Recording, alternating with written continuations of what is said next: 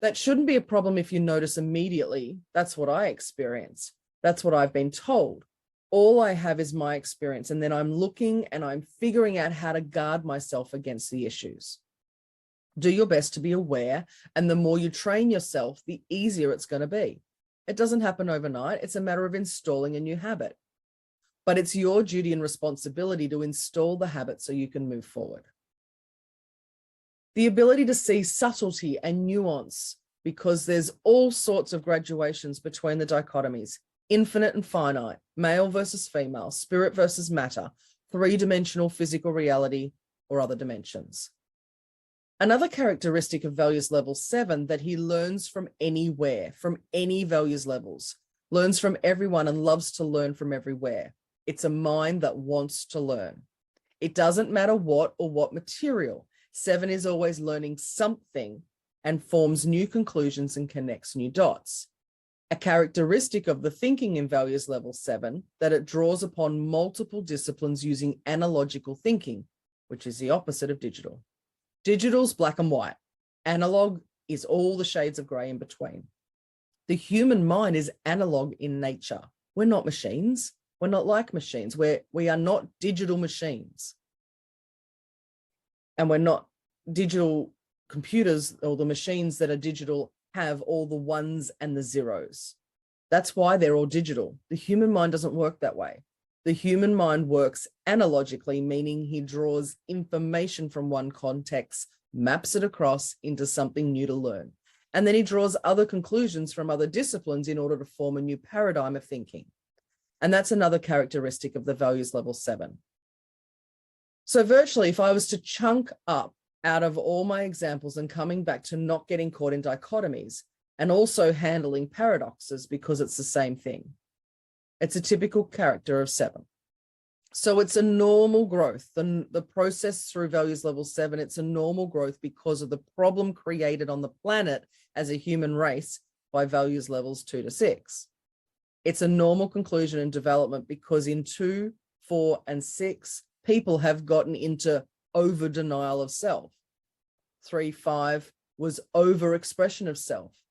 Now, I'm going to use a strong word, so be aware. I'm just using Dr. Graves' words. Over denial has led to the rape of self, and over expression has led to the rape of the world and other inhabitants of the world. That's what Dr. Graves said. So I apologize for using that. I hope I didn't offend anybody. But I could talk about mining asteroids. All you have to do is search NASA website or phys.org. There are plenty of great science websites, and you're going to see that they're serious about all this.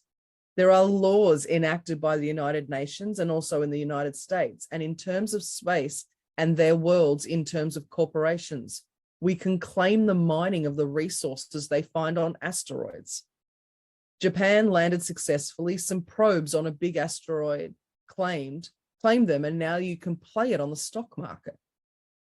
So it already has a worth of many trillions of dollars. These are just examples. So we're talking seriously about going and colonizing the moon by 2024.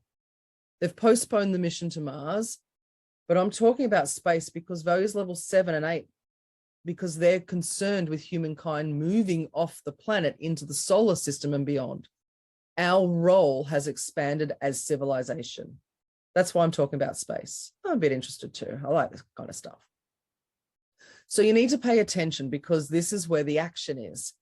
And you need to look, is this just a sensationalism?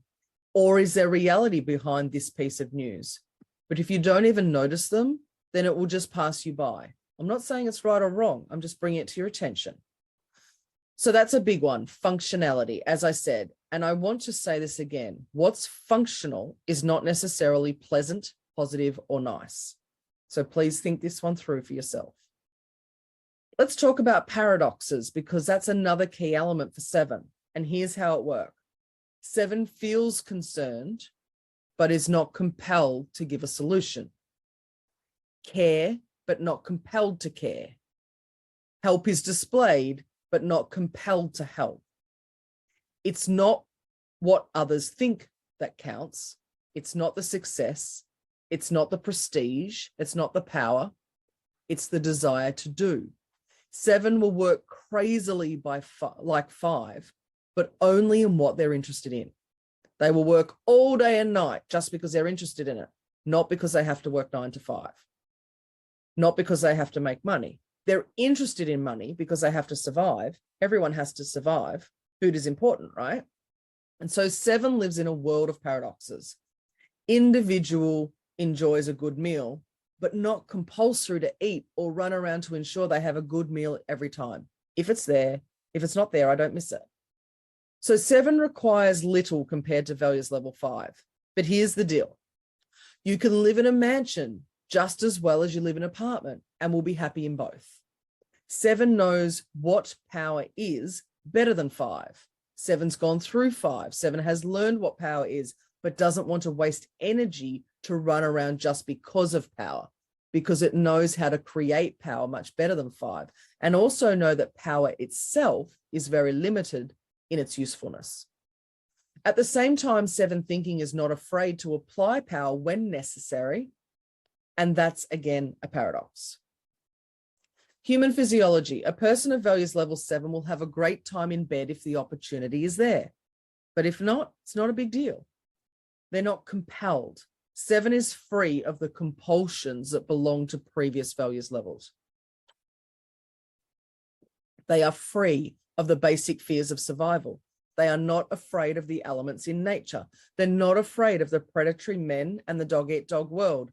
And they are not afraid of some invisible force in the sky that stays with a big book and notes down all the mistakes or the command from the top of the pyramid on the top of the corporations or from the boss and the government. They're not afraid of not having enough money to survive and not knowing how to produce what they need. All of those are about surviving. They're not afraid of rejection, social rejection, or non-acceptance, as in values level 6. All of that's gone. All of the basic fears are gone. 7 can still experience anxieties about the future, and they're in more communication with themselves than any previous type of thinking, because thinking and feeling are, in a way, becoming united. In other words, in our jargon, that's becoming more conscious and unconscious integration. The problem with 7, even though you may not think values level 7, or that you may think that values level 7 is the be all and end all, and in this enlightened stage, it's not. There are a lot of problems with 7 as well. First of all, 7 has a total lack of commitment because they are on a binge of self-esteem. It's lovely. I know who I am and I don't care what you think. But at the same time, I would love you to think good of me. But if you don't, good on you. They have no commitment. A big problem in 7. They can walk away because they know they can make it somewhere else. Now, they may say they have unionism or commitment. I'm here, but in general, they're not attached to anything. If they are inspired, they'll do everything. They'll work like crazy. They'll come back and work alone or in a group, doesn't matter. But the moment anybody or anything tries to put some tentacles in their way or try holding them down, immediately they will back off and move away. And then they watch to see if these tentacles are moving away.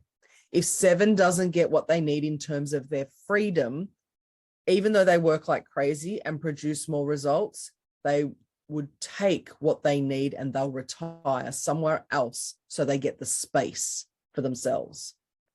If they stay to work in the same organization of the system, they'll do a good job, but not excellent, and they'll wait for the change to happen because they don't waste any energy until they're sure that all those tentacles, metaphorically speaking, are removed. They won't go and sabotage or crusade against evil or 5s or anything like that. In fact, management that mismanages a 7 thinker always considers the 7 to be an ideal employee. And they're totally surprised if the 7 thinker departs, very surprised. Especially values level 4 and 5 think that 7 people are unemployed because they don't play the system game. A paradoxical thinker, which by definition doesn't have the thinking of this or that, if it was to be managed by a values level 4 thinker. And remember, there's nobody at one single values level. I'm just highlighting for you to understand the mismatch. If a values level 7 paradoxical thinker were to be managed by a level 4 manager or by the authoritarian 5 type of power social leader, then the fact that the 7 is a top producer and he has incredible mind to produce all sorts of things doesn't save the day, because he can get himself fired.